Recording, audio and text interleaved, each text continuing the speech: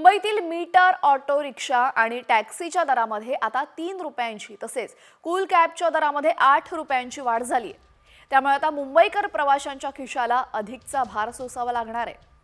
नव्या दरानुसार भाडेवाढ करण्यासाठी मीटरमध्ये फेरबदल करण्याची मुदत एप्रिल महिन्याच्या शेवटपर्यंत असून तोपर्यंत सुधारित भाडे आकारणीचा चार्ट देण्यात आलेला आहे। प्रस्तावित दरानुसार रिक्षाचं भाडं 11% आणि टॅक्सीचं भाडं 10% वाढलेले आहे। तसेच कूल कॅबच्या भाड्यातही 20% वाढ करण्यात आली आहे। त्यामुळे आता प्रवाशांना अतिरिक्त भुर्दंड सहन करावा लागणार आहे।